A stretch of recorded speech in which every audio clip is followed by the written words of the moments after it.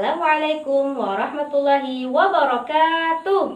Anak-anak Ustazah yang berbahagia, sebelum memulai pembelajaran pada hari ini, alangkah lebih baiknya kita berdoa bersama-sama.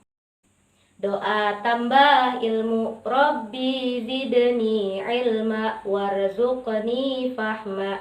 Ya Allah, tambahkanlah ilmuku dan berilah aku pemahaman yang mudah. Amin.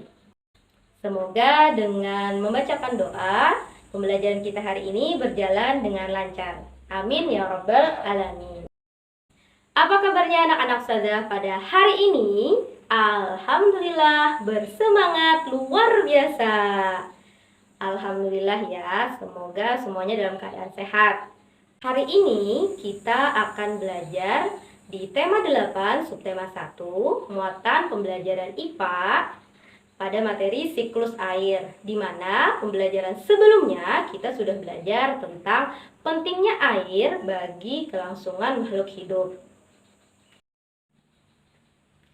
Adapun tujuan pembelajaran pada hari ini, Ustazah harapkan setelah mempelajari materi yang Ustazah berikan, kalian mampu untuk menjelaskan proses siklus air dengan benar. Nah, dari gambar itu, coba kalian lihat proses apakah yang ditujukan gambar tersebut. Ada yang tahu proses apa itu? Iya, betul sekali.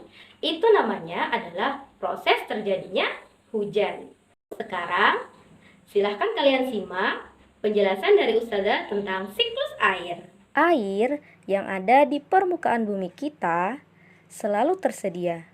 Hal ini dikarenakan air memiliki siklus atau yang disebut dengan daur air. Daur atau siklus air yang membuat air di bumi kita selalu tersedia.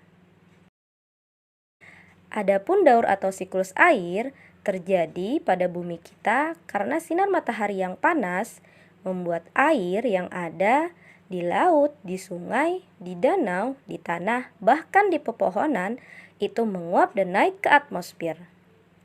Siklus ataupun daur air memiliki beberapa tahap.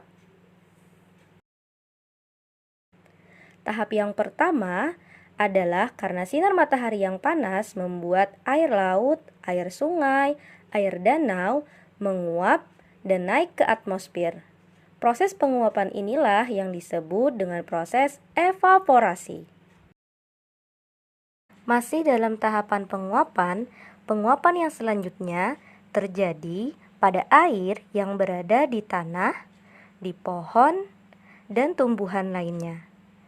Proses ini disebut dengan proses transpirasi.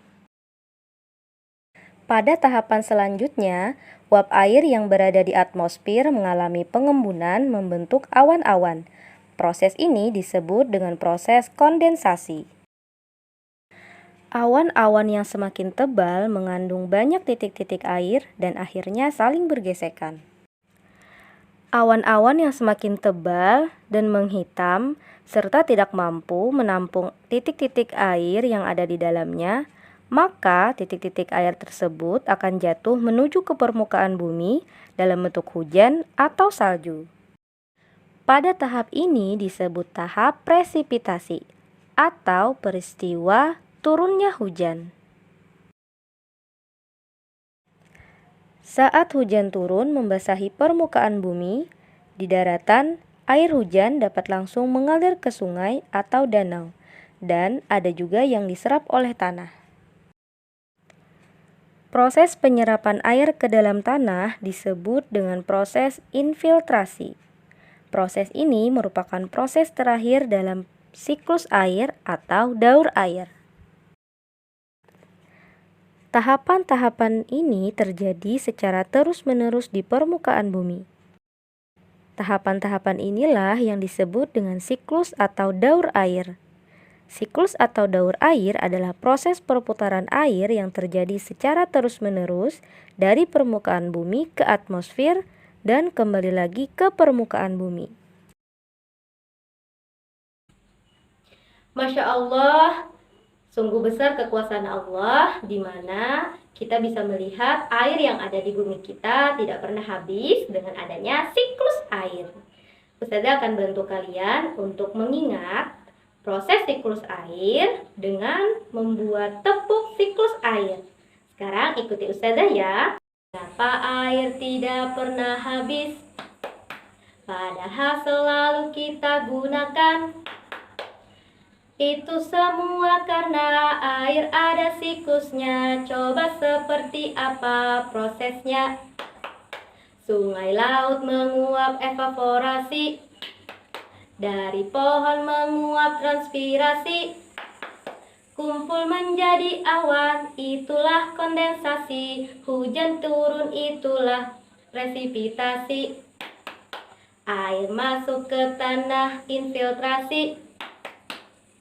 Nah, seperti itu tepuk siklus air. Jadi, tidak ada alasan lagi untuk anak-anak ustazah tidak hafal ataupun tidak mengingat bagaimana itu proses siklus air.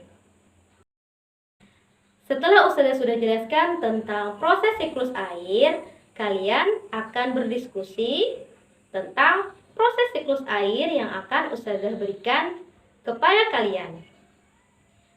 Bagaimana perasaan kalian setelah belajar dengan Ustazah Husnul hari ini? Apakah menyenangkan? Apakah bahagia? Atau bahkan bingung? Nah, jadi kalian akan ekspresikan itu bagaimana perasaan kalian. Nah, jadi kesimpulannya hari ini kita sudah belajar tentang siklus air. Nah, di mana siklus air tadi sudah Ustazah jelaskan ada 4 tahap. Jangan lupa untuk mengerjakan soal evaluasi yang sudah Ustazah berikan. Dan jangan lupa untuk tetap semangat dan terus belajar, serta bagikan kebaikan dengan teman-teman kalian. Sampai di sini dulu pembelajaran kita hari ini. Kita sudahi dengan mengucapkan hamdalah. Alhamdulillahirabbil alamin. Assalamualaikum warahmatullahi wabarakatuh. Sampai jumpa di pembelajaran selanjutnya.